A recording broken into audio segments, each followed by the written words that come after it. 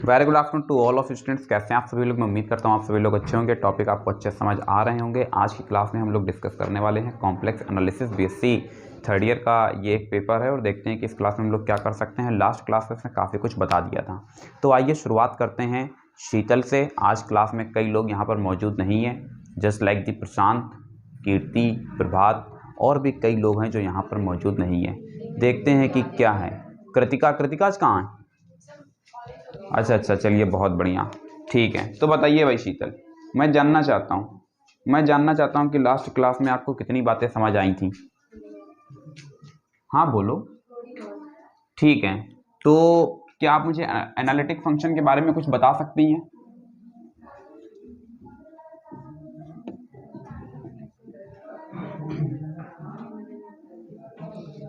हाँ बोलो भाई, बोलते क्यों नहीं हो? एनालिटिक बिल्कुल सही जवाब है। ये देखिए यशस्वी पढ़ करके आए हैं, बहुत बढ़िया यशस्वी, बहुत बढ़िया। यहाँ पर इसको सिंगल वैल्यूड होना पड़ेगा, मल्टी वैल्यूड और सिंगल वैल्यूड क्या होते हैं, इसके लिए आप लोगों को एक पीडीएफ भेजी गई थी। आपने उस पीडीएफ को अच्छी तरीके से देखा होगा और मैं उम्मीद करता हूं कि उसमें दिया गया सोल्यूशन आपको बेहतर तरह से समझ आया भी होगा। वो शायद साइन z = 10 के लिए था, जिसमें बताना था कि इसके पास टोटल नंबर ऑफ सोल्यूशंस। ये देखिए, ये श्वेता ने इस पीडीएफ को ओपन भी कर लिया है, बहुत बढ़िया। ये है हमारे यहाँ पर पढ़ने वाले लोग। चलिए भाई मानसी, इसी में समझने का प्रयास करते हैं कि सिंगल वैल्यूड होना चाहिए और साथ ही साथ ये क्या होना चाहिए, डिफरेंशिएबल होना चाहिए। क्या कोई फंक्शन अगर डिफरेंशिएबल है तो फिर वो एनालिटिक होगा? नहीं होगा। सिंगल वैल्यूड, हाँ, मे और मे नॉट भी बिल्कुल सही जवाब है। वो डिफरेंशिएबल भी होना चाहिए और फिर साथ में वो सिंगल वैल्यूड भी होना चाहिए। दोनों चीजें, यानी सिंगल वैल्यूड और डिफरेंशियबिलिटी दोनों मिलकर के किसका जन्म ले लेती है? एनालिटिक फंक्शन का। संदीप का लास्ट क्लास में क्वेश्चन था, मुझे याद आ रहा है ठीक तरह से। संदीप कह रहे थे what is the basic difference between the necessary and the sufficient condition. यही सवाल पूछ रहे थे ना मुझसे, यही पूछ करके। संदीप हमारे यहाँ बहुत संकोची स्वभाव के व्यक्ति हैं, ये सबके सामने कुछ नहीं पूछते, मुझसे हमेशा अकेले में पूछते हैं। तो फिर मैंने इनसे कहा था कि ठीक है, आपने सवाल अकेले में पूछा लेकिन जवाब आपको सबके सामने दिया जाएगा। तो अभिनंदन, जरा समझने का प्रयास करेंगे। यहां से एनालिटिक फंक्शन में एक आपको नेसेसरी कंडीशन बताई गई थी, नेसेसरी कंडीशन बताइए भाई। जिक्रा तो थी नहीं, बताइए भाई शीतल, आप बताइए। CR इक्वेशन फुल फॉर्म क्या होता है CR का? Cauchy Riemann equation. बहुत बढ़िया, काउची रीमान इक्वेशन, बहुत बढ़िया। अब बताओ ये इक्वेशन होती क्या है? अरे हाँ, बहुत बढ़िया। बताइए। देखिए मानसी बोल रही है, हाँ Mansi please. ux = vy and uy = minus का vx। बात याद आती है? uy अनुप तुम मुझे बताओ uy का जो एक्चुअल मीनिंग है वो यहाँ पर क्या है? बिल्कुल सही जवाब है, डेबर u अपॉन डेबर x = डेबर u अपॉन डेबर y एंड इसका डेबर v अपॉन डेबर y, डेबर v अपॉन डेबर y, डेबर u अपॉन डेबर y = माइनस का डेबर v अपॉन डेबर x। क्या यहाँ तक चीजें क्लियर हैं? लास्ट क्लास में यहीं तक बता, साथ ही साथ कुछ क्वेश्चन अटेम्प्ट लेने के लिए कहे थे, जिसमें आपको बताना था कि फंक्शंस एनालिटिक हैं या नहीं है। खैर, इस मुद्दे को हम लोग बाद में डिस्कस करते हैं। सबसे पहले एक अहम मुद्दे पर हम लोग चर्चा करना पसंद करेंगे, जिसमें कि यहाँ पर एक बहुत गहरी बात लिख दी गई है और वो बात है CR इक्वेशन के ऊपर नेसेसरी कंडीशन। भैया नेसेसरी कंडीशन क्या होती है और सफिशिएंट कंडीशन क्या होती है, इसको आज की क्लास में हम लोग समझने का प्रयास करेंगे। देखो हाँ प्लीज, हाँ। अच्छा अगर, अरे चलिए, जल तो रहा है, इसको थोड़ा सा हाई कर दो, इसको हाई करो और हाई कर दो, पूरा फुल कर दो और फुल कर दो। अच्छा, चलिए ठीक है, समझने का प्रयास करते हैं और देखते हैं कि क्या हो सकता है। नेसेसरी कंडीशन, नेसेसरी कहीं पर होल्ड होता है तो सिचुएशन में और मे नॉट भी बर होती है। बात हो भी सकती है सही और नहीं भी नहीं सही हो सकती है। मतलब ऐसा हो सकता है कुछ क्वेश्चंस में कि CR इक्वेशन सेटिस्फाई हो रही है लेकिन उसके बाद भी फंक्शन क्या है, एनालिटिक नहीं है। एक आसान से और सिंपल से शब्दों में अगर आपको समझाने का प्रयास करें कि नेसेसरी कंडीशन और सफिशिएंट कंडीशन में क्या अंतर होता है, तो जैसे संदीप, एक एग्जाम्पल हम लोग अडॉप्ट करते हैं। मान लेते हैं कि आप एक ऐसे व्यक्ति को देख रहे हैं जिसके सर पर एक लंबी सी चोटी है, सर पर बाल नहीं है, माथे पर तिलक लगा हुआ है, गले में कंठी पहन रखी है, आप धोती उसने पहन रखी है, धोती। आपको किस तरह की फीलिंग्स आ रही हैं उसे देखकर? पंडित है। ये ऐसा महसूस हो रहा है कि जिस व्यक्ति की हम लोग चर्चा कर रहे हैं वो क्या है, वो ब्राह्मण है, लेकिन सच में वो ब्राह्मण वंश का है यानी ब्राह्मण कुल का है या नहीं है, इसको वेरीफाई करने के लिए फिर हमको क्या करना पड़ता है, हमको उससे कुल पूछना होता है, कुल देवी पूछनी होती है, कुल देवता पूछने होते हैं, आप जानते कि नहीं जानते, गोत्र पूछना होता है। इन सब चीजों से वेरीफाई होता है कि असल में वो व्यक्ति ब्राह्मण है या नहीं है। क्या आप मेरी बातों को समझ पाई? जो देखते ही पता चले वो नेसेसरी, और जब हम लोग डीपली घुस घुस के पता करने लगे फिर वो सफिशियंट। यानी कुल गोत्र, कुल देवी, कुल देवता, ये सब क्या है, ये सब सफिशियंट हैं। और जो पहले हमको फीलिंग्स मिल रही थी वो नेसेसरी। बहुत सारे लोगों को अब आजकल थोड़ा सा मॉडर्न हाईटेक हो गया, कुछ लोग माइकल जैक्सन को ज्यादा पसंद करते हैं, तो फिर देखते हैं कि क्या हो सकता है। तो माइकल जैक्सन की जैसे बात की, अब जैसे जैसे मान लीजिए यही, अब जैसे मान लेते हैं, जैसे इसको ले लेते हैं, जैसे मान लेते हैं कि मान लेते हैं अखंड। अब अखंड को देखिए, अखंड एकदम बिल्कुल एकदम लालटेन बने रहते हैं 24 घंटे। में देखता हूँ कि बिल्कुल एकदम पैरों में शूज और जीन्स वीन्स के साथ में एकदम बिल्कुल लल्लन टॉप दिखते हैं ये। अब देखने से क्या फील होता है, देखने से क्या फील होता है, जैसे लगता है कि ये वेस्टर्न के हैं, जैसे लगता है ये भारतीय नहीं, ये थोड़ा सा कहाँ को बिलोंग करते हैं, वेस्टर्न यूरोप कंट्रीज को बिलोंग करते हैं, यूरोपियन कंट्रीज को बिलोंग करते हैं। बात समझे कि नहीं समझे? अब वहां पर क्या ब्राह्मण होते हैं? भैया नहीं होते हैं। लेकिन अगर हाँ, मतलब ठीक है, आपकी बात भी सही है, लेकिन अब अगर हम ये वेरीफाई करना चाहें ये ब्राह्मण है या नहीं है, तो क्या इनका हुलिया देखने से पता चल रहा है ये ब्राह्मण है? नहीं। लेकिन अगर ये वास्तव में ब्राह्मण होंगे तो हम इनसे क्या क्या पता करेंगे, इनका कुल, इनके कुल देवता, कुल देवी, मतलब वो जो एक जो बेसिक सी हमारे पास नीड होती है, उन सब चीजों से वेरीफाई होता है। क्या इतना अंतर समझ में आ रहा है? क्या नेसेसरी का मतलब समझ में आ गया? तो फिर बताओ, अगर इक्वेशन सीआर इक्वेशन सेटिस्फाई हो रही है तो क्या ये 100% सही होगा कि वो फंक्शन एनालिटिक है? मे और मे नॉट बी, हो भी सकता है, नहीं भी हो सकता है। लेकिन अगर उसी को हम सफिशिएंट कंडीशन से पास करा दें तो क्या यहाँ पर 100% श्योरिटी होगी? हो जाएगी। बात समझे कि नहीं समझे? लेकिन हर जगह हम सफिशिएंट कंडीशन को नहीं इस्तेमाल कर सकते हैं, क्योंकि सफिशिएंट एक थोड़ा सा लेंथी प्रोसेस होता है। बात समझे कि नहीं समझे? पता करने में समय लगता है। अभी तुम ही लोगों से पूछेंगे बताओ तुम लोग किस कुल के हो, तो बहुत सारे लोगों को अपना कुल नहीं पता होगा, बहुत सारे लोगों को कुल देवी नहीं पता होंगी। बताइए, पता होंगी? नहीं पता होंगी। कुल देवता नहीं पता होंगे। बताइए, पता है? नहीं पता है। गुप्ता कॉन्स्टिट्यूशन में 375 प्रकार के डिफाइन है। कितने प्रकार के? 375 प्रकार के। कितने प्रकार के? 375, 375। तो अब मैं भी गुप्ता हूँ, मेरा नाम अभय गुप्ता है, तो बहुत सारे लोग कह देते हैं, अब मतलब बहुत सारे लोगों को लगता है कि मतलब शायद हम उन्हीं की कम्युनिटी को बिलोंग करते हैं। तो जैसे ही वो टोक देते हैं, कहते हैं तो क्या आप हमारी ही कम्युनिटी से? तो फिर हम उनको तत्काल बताते हैं कि नहीं भैया, महाराजा मणिकुंडल हमारे कुल गुरु, कालका हमारी कुल देवी। जैसे ही ना बताते हैं वैसे व्यक्ति समझ जाता है कि हाँ भैया ये हमारे यहाँ से नहीं है, अयोध्यावासी वैसे। बात समझे कि नहीं समझे? हम लोग अयोध्या को बिलोंग करते हैं। देखते हैं कि क्या हो सकता है, क्या नहीं हो सकता है। तो एनालिटिक फंक्शन में नेसेसरी कंडीशन समझ आ गई, सफिशिएंट कंडीशन समझ आ गई। सफिशिएंट कंडीशन बोलो क्या है? सफिशिएंट कंडीशन क्या है? बिल्कुल सही जवाब है। ये जो तुमको बता रहे थे यही सफिशिएंट कंडीशन है। एक सिंगल वैल्यूड फंक्शन होना चाहिए और साथ में वो डिफरेंशिएबल होना चाहिए। और डिफरेंशिएबिलिटी के लिए तुमको याद होगा लास्ट क्लास में मैंने बताया था f dash z equals to limit delta z tends to zero f z plus delta z minus f z whole upon delta z. क्या इतनी बात याद आती है? क्या इतनी बात याद आती है? नहीं याद आई? आ गई? बढ़िया। तो ये एक पॉइंट हमारे पास जनरेट हुआ, एक पॉइंट ये जनरेट हुआ। जो मैंने आपको पीडीएफ भेजी थी उस पीडीएफ में अगर आप ध्यान से देखेंगे तो पीडीएफ शायद 3 या 4 पेजेस की है और उसमें एक ही बात को बताया गया है, क्या? सिंगल वैल्यूड और मल्टी वैल्यूड। मेरी बात समझे कि नहीं समझे? तो अगर हमें सफिशिएंट कंडीशन से पास कराना है तो फिर हमको किसको किसको वेरीफाई करना होगा? दोनों को वेरीफाई करना होगा।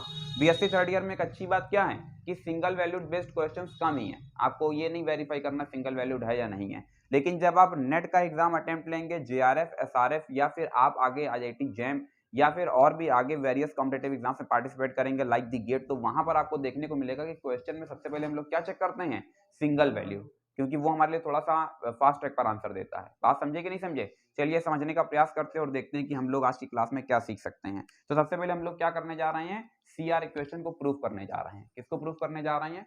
सीआर इक्वेशन को प्रूव करने जा रहे हैं। देखते हैं कि सीआर इक्वेशन क्या है। नेसेसरी कंडीशन है, कहा जाता है कि इफ एफजेड बी एनालिटिक, क्या कहा जाता है? If f z be analytic. Theorem क्या होगी?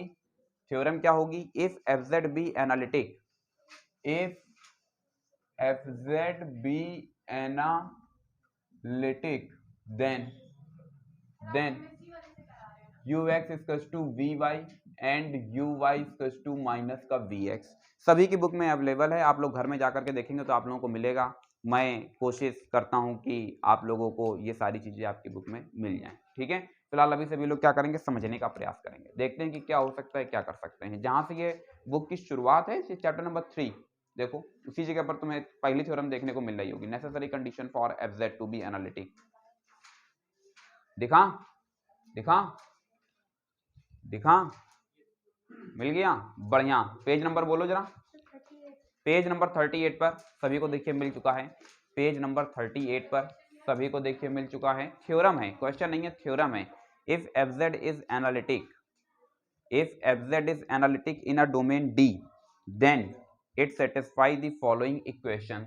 और फिर आपको देखने को मिल रहा है u x equals to v y and u y equals to minus v x. दिखा नहीं दिखा, अरे नहीं मिल रहा है, छोड़ो भाई, तुम लोग कहाँ ही परेशान हो। देखते हैं कि क्या हो सकता है, क्या नहीं हो सकता है। पीडीएफ बहुत जोरदार बनी है, नहीं दूर से देखने में बहुत खूबसूरत लग रही है। देखते हैं कि क्या हो सकता है। चलिए, सी आर इक्वेशन,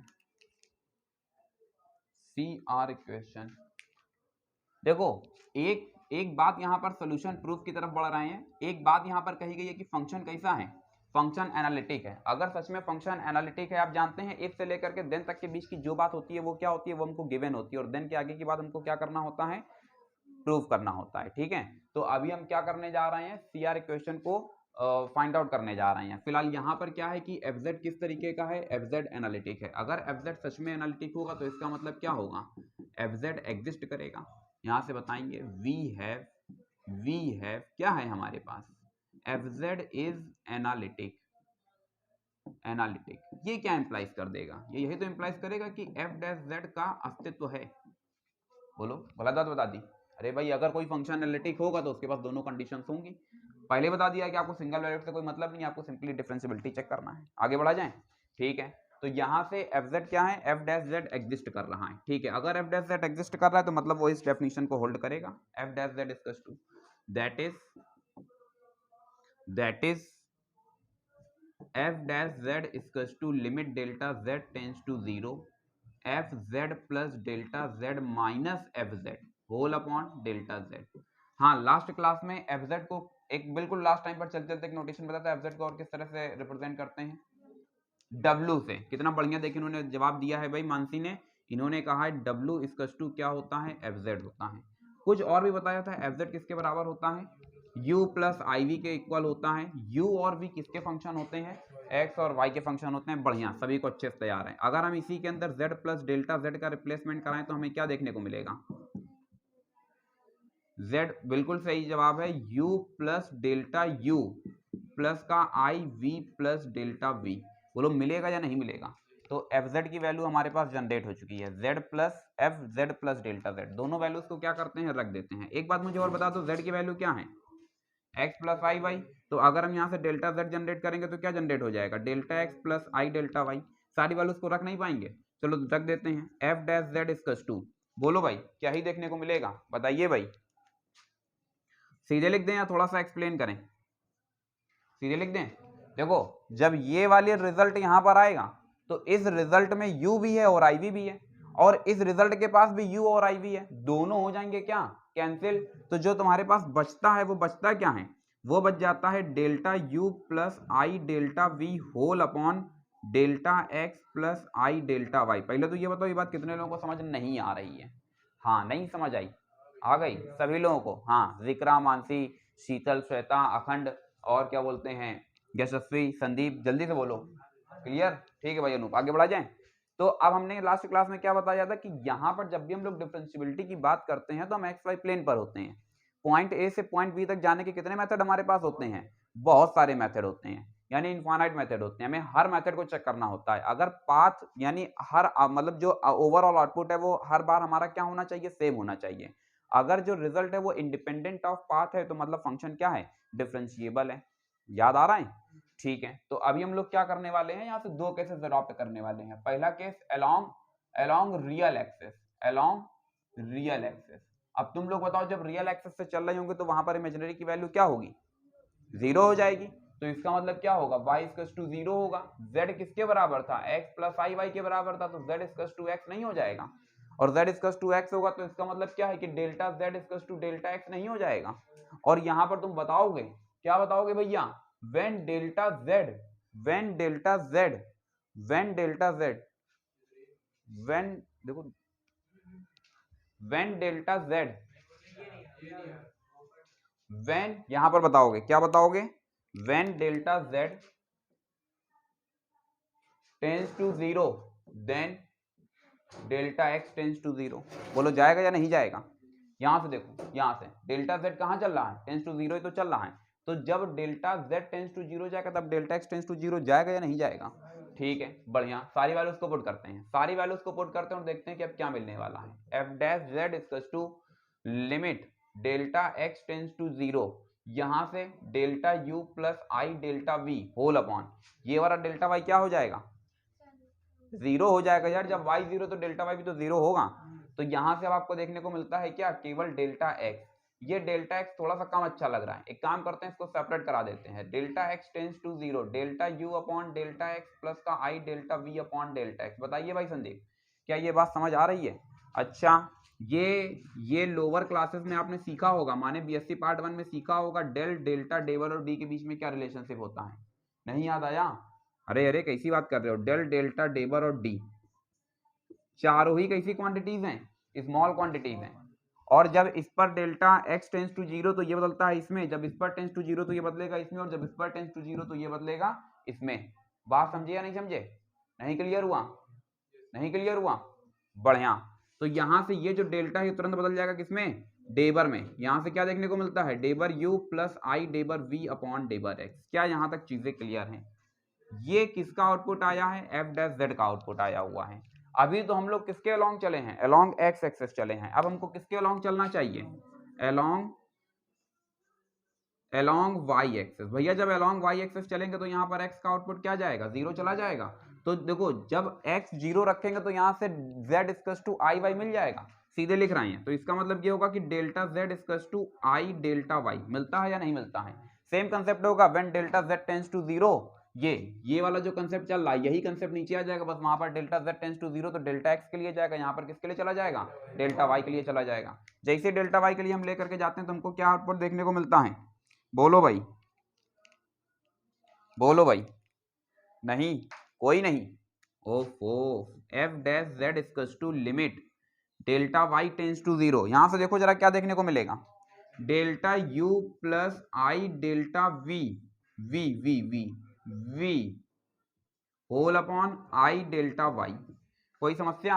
जैसे ही हमने इसको सेपरेट किया तो हमें सेपरेट कराने के दौरान क्या देखने को मिलता है, डेल्टा y टेंस टू 0, यहां से देखने को मिलेगा delta v upon delta y। देखो यार ये वाला टर्म पहले लिख लिया, आई से आई कैंसिल हो जाएगा। जब इसको सेपरेट करोगे तो delta u upon i delta y आएगा। अब तुम बताओ 1 अपॉन आई को और क्या लिखते हैं, माइनस आई। बोलो लिखते हैं या नहीं लिखते हैं। तो इसका मतलब माइनस साइन ऊपर चला जाएगा, मतलब ये देखने को मिलेगा माइनस का i delta u upon delta y। बोलो बनता है या नहीं बनता है। और जैसे ही हमने लिमिट्स को अप्लाई किया, मुझे कुछ थोड़ा सा रफ करना पड़ेगा, किधर से रफ कर दें, ये इतना केवल रफ कर देते हैं, केवल इतना रफ कर देते हैं। जैसे ही हमने क्या किया, लिमिट्स को अप्लाई किया, हमको क्या देखने को मिलता है, f dash z equal to delta डेबर v अपॉन डेबर y माइनस का डेबर u अपॉन डेबर y। बोलो ये मिलता है या नहीं मिलता है, कोई दिक्कत। ये हो गई इक्वेशन 2 और ये हो गई आपकी इक्वेशन 1। क्योंकि फंक्शन में कहा गया है कि फंक्शन कैसा है, एनालिटिक है, तो चाहे अलोंग x एक्सेस जाए, चाहे अलोंग y एक्सेस जाए, और चाहे along y equals to mx जाए, हर तरीके से पाथ कैसा होगा, इंडिपेंडेंट होगा। तो इससे क्या पता चल रहा है, इससे ये पता चल रहा है कि यहाँ पर लिख देते हैं बाई फर्स्ट एंड सेकेंड, और जैसे ही फर्स्ट एंड सेकेंड किया हमको क्या देखने को मिलता है, बोलो भाई, डेबर u अपॉन डेबर x प्लस का आई डेबर v अपॉन डेबर x इक्वल्स टू डेबर v अपॉन डेबर y माइनस का आई डेबर u अपॉन डेबर y। Comparing real and imaginary part, क्या बात कह दी गई, comparing real and imaginary part, equating real and imaginary part. बोलो भाई क्या देखने को मिलता है, मुझे लगता है डेबर u अपॉन डेबर x इक्वल्स टू डेबर v अपॉन डेबर y एंड डेबर v अपॉन डेबर x इक्वल्स टू माइनस का डेबर u अपॉन डेबर y। कोई समस्या यहाँ तक? बताइए भाई संदीप, नहीं बात समझ आ रही है, कम बात समझ आ रही है, और समझाएं? बढ़िया। ये वाला जो आउटपुट है ये देखो शुरुआत कहाँ से की थी, इस जगह से की थी। ये वाला आउटपुट देखो यहाँ से सेम टैली हो रहा है, ये देखो, कोई दिक्कत? और ये वाला जो आउटपुट है इसको थोड़ा सा मॉडिफाई कर दिया गया, और मॉडिफिकेशन के बाद में प्लस माइनस का जो हेर फेर है वो अभी आप समझ पा रहे हैं कि क्या है। कोई समस्या? ये प्रूफ आपके सामने रहा, फटाफट इसको नोट करेंगे और फिर आगे समझने का प्रयास करेंगे। ठीक है, आगे समझने का प्रयास करते हैं और देखते हैं कि क्या हो सकता है और क्या नहीं हो सकता है। तो कुछ रफ करते हैं और फिर आगे बढ़ते हैं। तो ये रफ कर दें, ये वाला रफ करें, यहां से अगर रफ कर दें, चलिए, तो नेसेसरी कंडीशन क्या होती है, कोई मुझे बता सकता है? मे और मे नॉट बी। जब हम बात करेंगे एनालिटिक फंक्शन की, तो एनालिटिक फंक्शन में मे और मे नॉट बी का सेंस किससे जाएगा? सी आर इक्वेशन से जाएगा। सी आर इक्वेशन क्या होती है? सही है, ये यू एक्स जो आप बोल रहे हैं इसका सेंस किस बात से होगा? डेबर यू अपॉन डेबर एक्स। जब हम बात करते हैं कॉम्प्लेक्स की और बात करते हैं डिफरेंशियबिलिटी की, तो कॉम्प्लेक्स में डिफरेंशियबिलिटी का जो मीनिंग है वो किस बात से जाता है? पाथ से।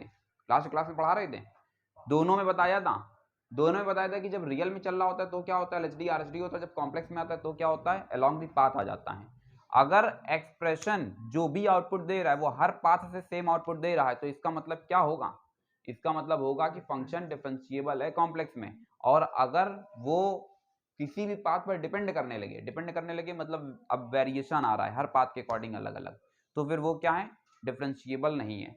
एक थ्योरम और भी हम लोगों के पास आ रही है और देखते हैं कि क्या हो सकता है क्या नहीं हो सकता है। कुछ बहुत ज्यादा दिमाग तो नहीं चल रहा है। पेज नंबर 31 मेरी बुक से थ्योरम नंबर 3 है। थ्योरम नंबर 3 में क्या बात कही जा रही है? F z equals to u plus i b an analytic function. देखो दिख रहा है, कह रहा है जो एफ जेड है, अरे यार मैंने पूरा रफ कर दिया, पूरा नोट कर लिया, इसको भी नोट कर लिया, इसको भी रफ कर दें। बढ़िया, तुम लोग बढ़िया इंसान हो, बहुत बढ़िया। हाँ, अब हम लोग पढ़ते हैं एफ जेड किस तरीके का फंक्शन दिया गया है? एनालिटिक फंक्शन दिया गया है। एफ जेड दिया गया है एनालिटिक, तो एफ जेड की वैल्यू दे दी गई है यू प्लस आई वी। बोलो दी गई या नहीं दी गई? कॉम्प्लेक्स की जब हम लोग चर्चा करते हैं तो कॉम्प्लेक्स में एक बहुत बढ़िया चीज हमको सीखने को मिलती है क्लास 11th में। हाँ संदीप, देखिए मंद मंद मुस्कुरा रहे हैं, संदीप समझ चुके हैं कि मैं क्या कहना चाहता हूँ। Z equals to r cos theta plus i sin theta, ये बोला जाता है पोलर फॉर्म। कौन सा फॉर्म? Polar form. और हम लोगों ने जब बीएससी पार्ट 1 में एडमिशन लिया तो हमको वहां पर बुक ट्रिग्नोमेट्री के अंदर जिक्रा एक आइडेंटिटी पढ़ने को मिली जिसको बोलते हैं आयलर आइडेंटिटी।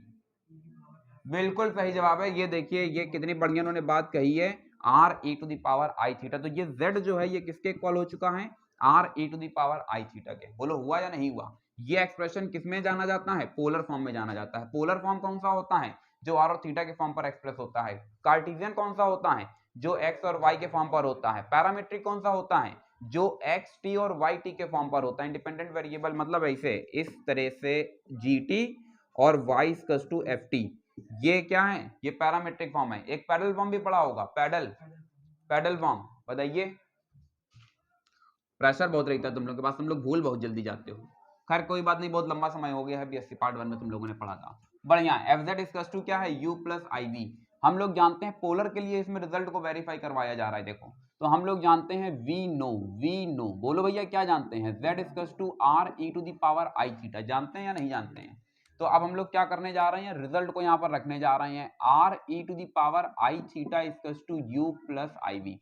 बोलो बनता है या नहीं बनता है? इसको डिफरेंशिएट करेंगे किसके रिस्पेक्ट में? एक बार आर के रिस्पेक्ट में डिफरेंशिएट करेंगे।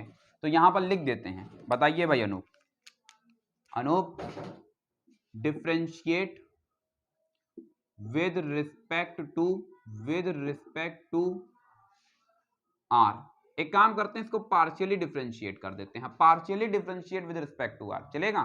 जब आर के रिस्पेक्ट में पार्शियली डिफरेंशिएट करेंगे तो पहले ये पूरी बॉडी डिफरेंशिएट होगी, तो यहां से तुमको देखने को मिलेगा f dash r e to the power i theta, और फिर ये इंटरनल बॉडी डिफरेंशिएट होगी। क्या मेरी बातों को समझ पा रहे हैं? चेन रूल लगा रहे हैं, चेन रूल नहीं समझ पाए तो यहां से जब इसको फिर हमने डिफरेंशिएट किया तो r का डिफरेंशिएशन 1, और यहां से बच क्या जाता है, यहां से क्या देखने को मिलता है, डेबर u अपॉन डेबर r प्लस आई डेबर v अपॉन डेबर r। कोई समस्या यहां तक? ठीक है, बढ़िया। एक बार इसको क्या करते हैं, फिर से पार्शियली डिफरेंशिएट करते हैं, partially differentiate with respect to theta. अब जब थीटा के रिस्पेक्ट में डिफरेंशिएट करेंगे तो हमें आउटपुट क्या देखने को मिलेगा, पता ही नहीं चल रहा है, क्या देखने को मिलेगा, गुड, बहुत बढ़िया, r e to the power i theta equals to, theta के रिस्पेक्ट में डिफरेंशिएट कर रहे हैं, मतलब क्या है, थीटा वेरिएबल है तो आर क्या हो गया, कांस्टेंट हुआ या नहीं हुआ, तो मतलब यहां पर आर जनरेट होगा। इसको जब डिफरेंशिएट करते हैं तो e to the power x का डिफरेंशिएशन वही होता है, माने e to the power i theta. अरे फिर जब इसको डिफरेंशिएट किया तो एक आई और मिला, बोलो मिला या नहीं मिला। यहां से क्या देखने को मिलता है, डेबर u अपॉन डेबर थीटा प्लस आई डेबर v अपॉन डेबर थीटा। कोई समस्या यहां तक, कोई समस्या? ये ग्रीन वाले को ही बार बार डिफरेंशिएट कर रहे हैं, ठीक है। तो जब एक बार ग्रीन को डिफरेंशिएट किया आर के रिस्पेक्ट में तो मिलता है ये ब्लैक कलर से, और एक बार जब ग्रीन को डिफरेंशिएट किया थीटा के रिस्पेक्ट में तो मिलता है रेड कलर से। बात समझे कि नहीं समझे? देखते हैं क्या हो सकता है। इसको एक नया नाम दे दिया इक्वेशन 1, इसको एक नया नाम दे दिया इक्वेशन 2, क्योंकि फंक्शन में साफ साफ कहा गया है कि फंक्शन कैसा है, एनालिटिक है, मतलब क्या होगा, इंडिपेंडेंट ऑफ पाथ होगा। बोलो होगा या नहीं होगा? नहीं होगा, होगा। चलिए भाई, कहते हैं क्या बोलते हैं, प्रशांत कहते हैं कि होगा तो हम भी मान लेते हैं होगा। क्या करेंगे आप? बिल्कुल सही जवाब, बहुत बढ़िया, कितना बढ़िया उन्होंने जवाब दिया है कि सर अब कुछ नहीं समझ आ रहा है तो डिवाइड ही करा देते हैं। बहुत बढ़िया, बहुत बढ़िया। मैं सच कहता हूं प्रशांत, अगर तुम क्लास में नहीं हो कुछ नहीं हो सकता है। बढ़ा जाए आगे, हिल रहा है, ओ गॉड। ठीक है, अब देखते हैं कि क्या हो सकता है। ठीक है भाई, बढ़िया। यहां से देखने को मिलेगा f dash r e to the power i theta, e to the power i theta equals to डेबर यू अपॉन डेबर आर प्लस आई डेबर वी अपॉन डेबर आर, और फिर इसी में जनरेट होगा क्या, f dash r e to the power i theta, और फिर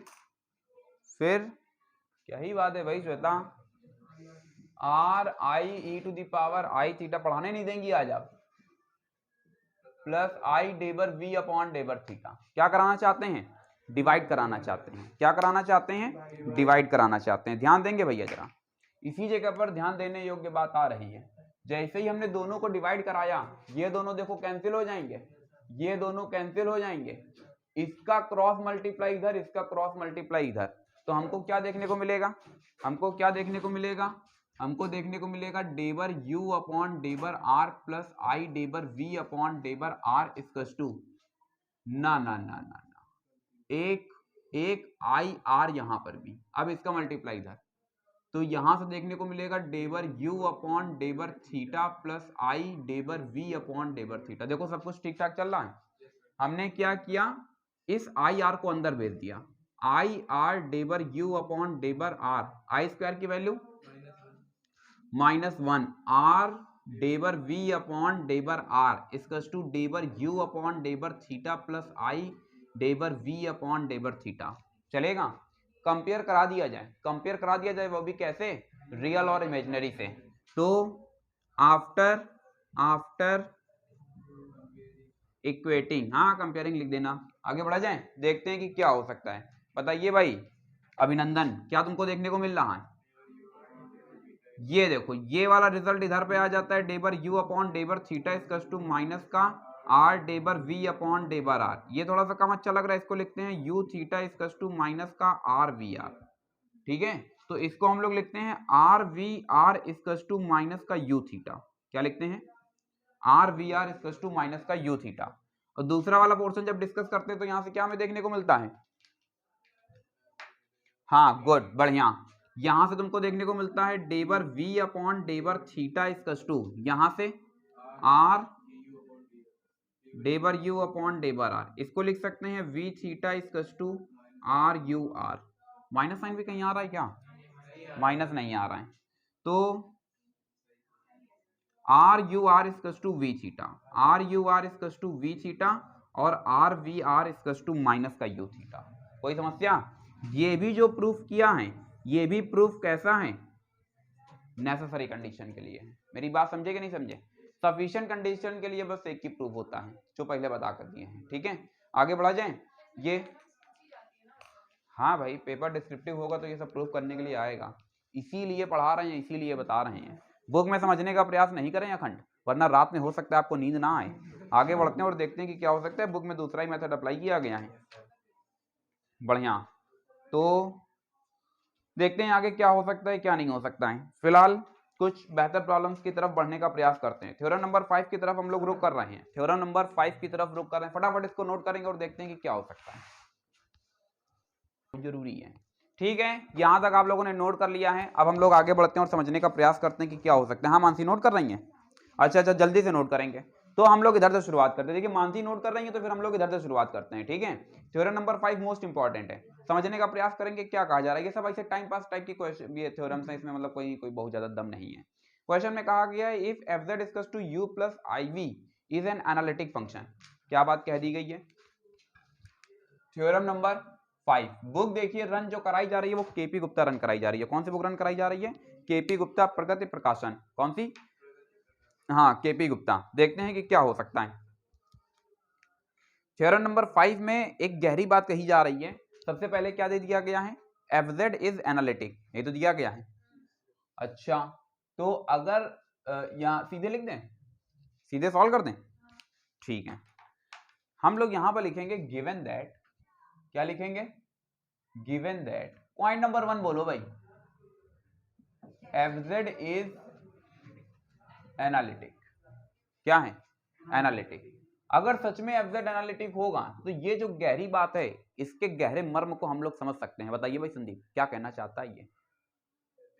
बिल्कुल सही जवाब है। कितनी बढ़िया देखिए इन्होंने बात कह दी है कि sir u x equals to v y and u y equals to minus का वी एक्स।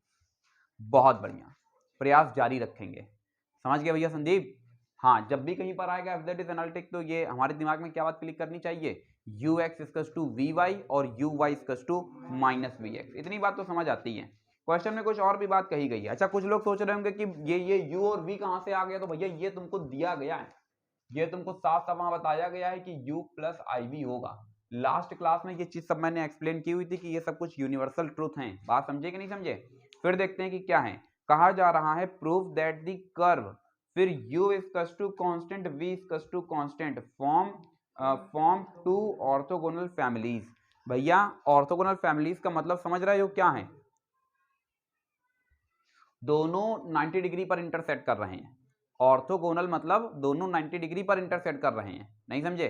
ऑर्थोगोनल ट्रेजेक्टरीज पढ़ा होगा BSc part 2 book differential equation chapter number 6। कुछ याद आ रहा है? आगे बढ़ा जाए। ठीक है, तो ऑर्थोगोनल में जब भी हम बात करते हैं तो ऑर्थोगोनल का सेंस किस बात से जाता है? ऑर्थोगोनल का सेंस जाता है 90 डिग्री से। और जब 90 डिग्री हम लोग डिफरेंशिएशन पढ़ रहे हैं तो डिफरेंशिएशन में dy बाई dx असल में किसका काम करता है? स्लोप का काम करता है। बोलो करता है या नहीं करता है? Slope of tangent. दो कर्व के बीच का एंगल पता करने के लिए थोड़ी पता कर सकते हैं। एंगल तो दो लाइंस के बीच का निकलता है, कर्व के बीच का थोड़ी निकलता है। बताओ गलत बात बता रहे हैं? तो हमें क्या करना होगा? बिल्कुल सही जवाब है। कितना बढ़िया देखिए उन्होंने जवाब दिया कि सर यहाँ पर टेंजेंट खींचना होगा। ये देखिए एक ये टेंजेंट आ गई ग्रीन से और एक दूसरी टेंजेंट आई, ये देखिए ब्लू से। किससे आ गई? ब्लू से। तो ये भैया देखिए जब ब्लू से ये टेंजेंट और ग्रीन से ये टेंजेंट, तो जो इनके बीच का एंगल होगा इसी को बोलते हैं क्या? Angle between two curves. दोनों के बीच का एंगल कितना कहा जा रहा है? 90 डिग्री कहा जा रहा है। डी बाई डी किसका काम कर रहा है? स्लोप ऑफ टेंजेंट का काम कर रहा है। Condition for perpendicular in slope form बताइए मैडम शीतल। कंडीशन फॉर, हाँ गुड गुड गुड, बहुत बढ़िया बहुत बढ़िया बहुत बढ़िया। ये देखिए इन्होंने कितनी बढ़िया बात बताई है कि m1 m2 इक्वल्स टू -1 होती है कंडीशन या नहीं होती है? m जो है स्लोप वो हम किससे इस्तेमाल करेंगे? dy बाई dx से इस्तेमाल करेंगे। कोई समस्या? एक छोटी सी बात मैं और याद दिला देना चाहता हूं, टोटल डिफरेंशिएशन बीएससी पार्ट 1 में पढ़ा होगा। टोटल डिफरेंशिएशन, टोटल डिफरेंशिएशन, हाँ नहीं पढ़ा था? टोटल डिफरेंशिएशन, हाँ बताओ। df इक्वल्स टू डेबर f अपॉन डेबर x इंटू dx प्लस डेबर f अपॉन डेबर y साथ में dy। याद आया? नहीं याद आया? थोड़ा थोड़ा, हाँ बस थोड़ा है, थोड़े की ज़रूरत है, याद आ जाएगा पूरा। बढ़ा जाए आगे। टोटल डिफरेंशिएशन, इसको क्या बोलते हैं? इसको बोलते हैं टोटल डिफरेंशिएशन। ठीक है, क्वेश्चन में बहुत गहरी बात कह दी गई है। क्वेश्चन में क्या बात कह दी गई है, देखो भैया जरा, कह रहा है कि u और v जो दोनों हैं ये क्या हैं? ये कांस्टेंट हैं। ये कांस्टेंट है तो इसका मतलब क्या है? सेकंड पॉइंट क्या गिवन है? u equals to constant. अब बोलो, अगर हम u को डिफरेंशिएट करते हैं, किसी के भी रिस्पेक्ट में डिफरेंशिएट करेंगे, कांस्टेंट का डिफरेंशिएशन क्या होता है? जीरो होता है, जीरो। तुम बहुत भावुक हो जाती हो भैया, क्या बोलते हैं श्वेता, कांस्टेंट का डिफरेंशिएशन क्या होता है? जीरो होता है। बढ़िया, आगे देखते हैं। इसी में v क्या है? v भी कांस्टेंट है। तो एक केवल सॉल्व करके दिखा रहे हैं, दूसरा आप लोग सॉल्व करोगे। ठीक है, यहां से जब u की बात करते हैं तो ऑल्सो यह भी जानते हैं, और वो देखो वहां पर बात लिखी गई है। हम du को एक्सप्रेस करेंगे किसकी मदद से? डेबर u अपॉन डेबर x डॉट dx प्लस डेबर u अपॉन डेबर y डॉट dy। कोई समस्या? du की वैल्यू क्या है? तो यहां पर जैसे ही हमने पुट कर दिया क्या? जीरो। अनूप समझ रहे हो? ये थोड़ा सा जगह कम है, इसलिए हम लोग इसको शॉर्ट में लिखेंगे ux dx और ये uy dy। हमको रिक्वायरमेंट किसकी है? स्लोप की। और स्लोप असल में क्या है? dy by dx। तो हमको क्या चाहिए? dy by dx। तो हमको क्या करना चाहिए? बताइए भाई अखंड, क्या करना चाहिए? बिल्कुल सही जवाब। इन्होंने कितनी बढ़िया बात की, सर ट्रांसफर कर दीजिए। भाई बहुत बढ़िया। यहां से क्या आउटपुट देखने को मिलता है? देखो, इसको इधर ट्रांसफर कर दिया और फिर dx को इधर भेज दिया, तो ये माइनस का ux अपॉन वी वाई। बोलो बनता है या नहीं बनता है? और वी वाई वास्तव में किसके इक्वल है? ये तुमको गिवन किया गया है, तो इस कंडीशन का इस्तेमाल कर दिया जाए। वी वाई इक्वल है ux के -1। मैं तुम्हारी बातों को समझ नहीं पाया, आगे बढ़ा जाए। यहां से देखने को मिलता है dy by dx equals to minus का ux अपॉन, माने dy by dx equals to क्या मिल जाता है? -1 इक्वल्स टू m, और इसको ब्रैकेट में लिख देते हैं से। कह दिया कि ये क्या है? ये m1 है। ठीक है, अब बोलो, अगर इतनी बात समझ आई है तो फिर तुम लोग दहाड़ोगे, और अगर बात नहीं समझ आई है तो फिर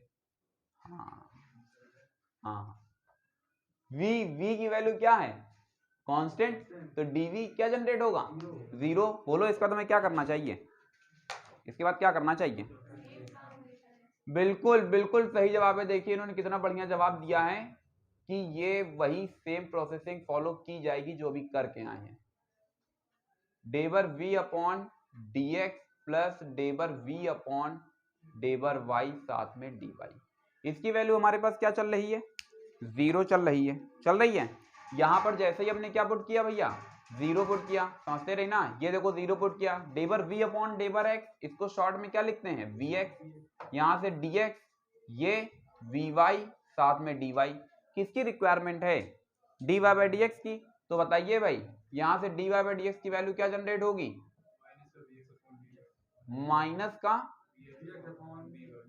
vy, माइनस का vx अपॉन vy। ये कुछ अजीब सा नहीं लग रहा है?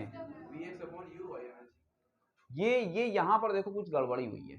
ये u चल रहा था, ये बाद में v कहां से आ गया? तो यहां पर v कहां से आ गया? u आई आएगा, कुछ नहीं कैंसिल होगा, कुछ भी नहीं कैंसिल होगा। इसको हटाओ यहां से, इसको यहां से हटा देंगे, इसको भी हटा देंगे। इसको हम बताते हैं कि ये जो है ये वास्तव में क्या है? से m1, और m1 की वैल्यू क्या जनरेट हो जाती है? माइनस का ux अपॉन vy। यहां से बोलो जरा uy। यहां से बोलो जरा, ये क्या जनरेट होगा? से m2, और m2 की वैल्यू क्या जनरेट हो जाती है? माइनस का vx अपॉन vy।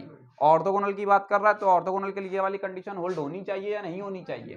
तो हमको क्या कराना चाहिए? m1 इंटू m2 कराना चाहिए या नहीं कराना चाहिए? तो हम यहाँ पर लिखने जा रहे हैं भाई नाउ। क्या लिखने जा रहे हैं? नाउ। चलो भाई देखते हैं भैया नैया पार लगती है या नहीं। ux upon uy, ux upon uy, into minus का v x upon v Y.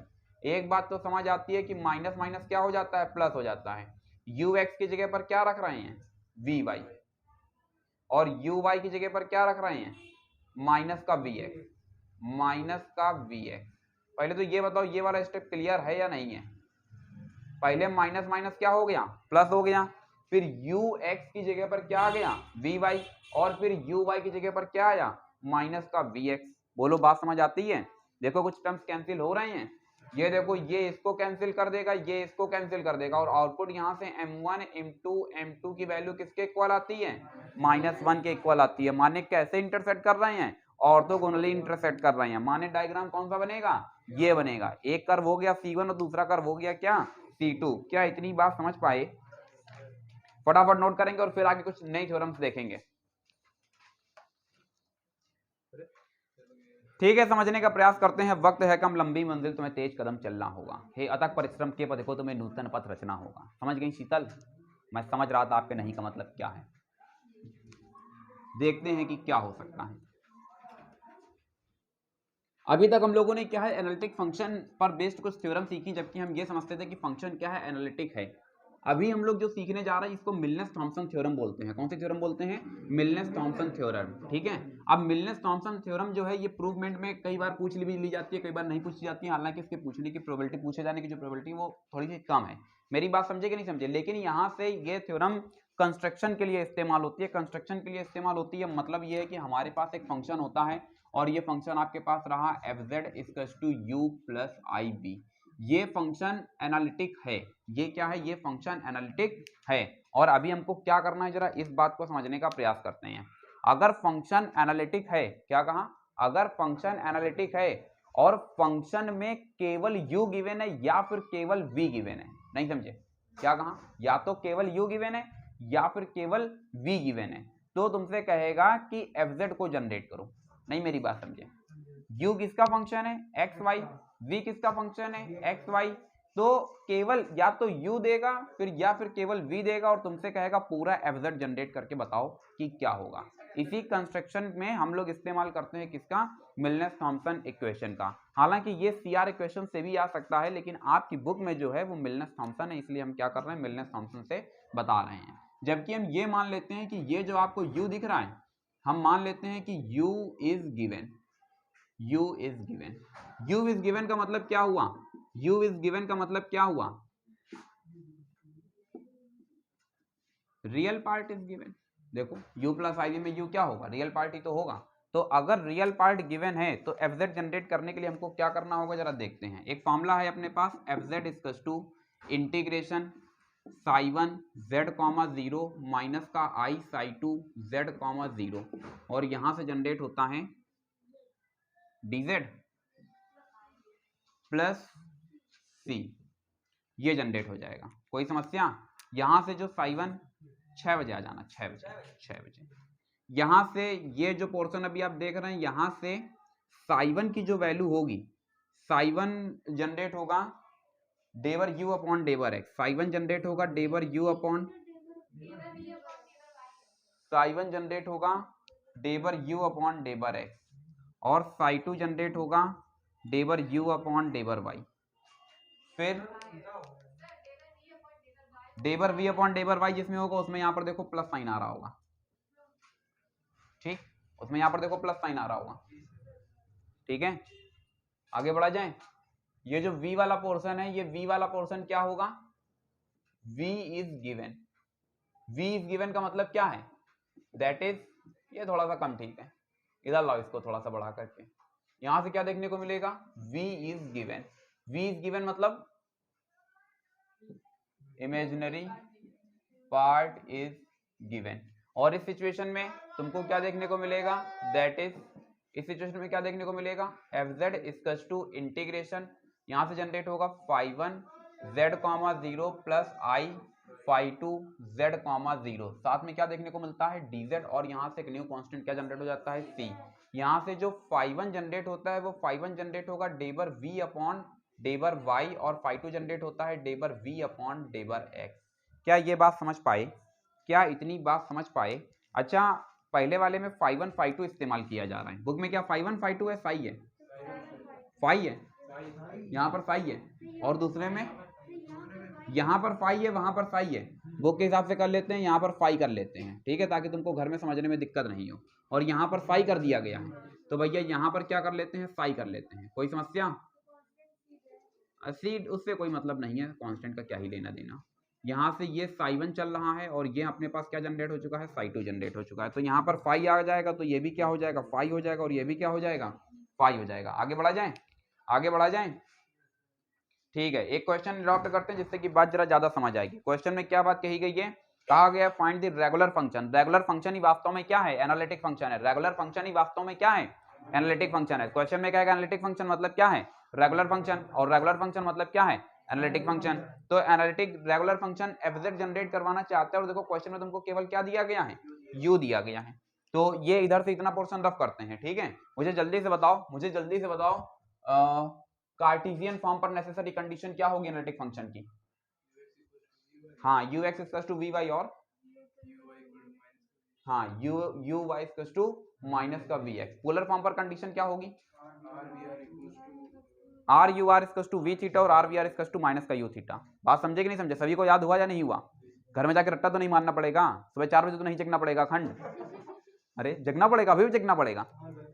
हाँ यार, क्लास में ही याद कर लिया करो, क्लास में ही याद कर लिया करो। अगर हमें एफजेड फंक्शन एफजेड जनरेट करना है जिसमें कि केवल यू या वी गिवन है, तो जब यू की बात होती है तो यू के लिए हमारे पास फंक्शन क्या बनेगा, phi1 चल रहा है, phi1 z, 0 माइनस का i phi2 z, 0। और याद रखना जब v चलेगा तो वहां पर प्लस हो जाएगा। इसमें क्या होता है, माइनस होता है, इसमें क्या होता है, प्लस होता है। यहाँ पर जब हम डिफाइन कर रहे होते हैं तो डेबर u अपॉन डेबर x पहले, फिर डेबर u अपॉन डेबर y। इसमें जब चलते हैं तो डेबर v अपॉन डेबर y पहले आएगा, डेबर v अपॉन डेबर x बाद में आएगा। कोई समस्या, याद हुआ या नहीं हुआ? ये पूरा फॉर्मूला है, तुमको कुछ नहीं करना है, वैल्यूज पुट कर देनी है। बस थोड़ा सा पेशेंस रखेंगे और देखते हैं कि हम लोग क्या कर सकते हैं। अपने पास क्वेश्चन रहा ये, एग्जांपल नंबर 1 देखो जरा। ux की u आपको दे रहा है, एग्जांपल नंबर 1 u दे रहा है, क्या है, e to the power minus x square minus y square, हाँ